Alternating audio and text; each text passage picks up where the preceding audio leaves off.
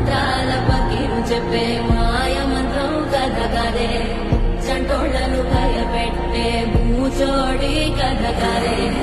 తాత ముత్తాతమ్మల భూతాల కథ కదే విక్రమాదిత్యుడు చెప్పిన వేదాళుడి కథ కదే దీపము నుండి బియ్యం వచ్చే అల్లా బుద్ధి కథ కదే ఇది ముడత చర్మం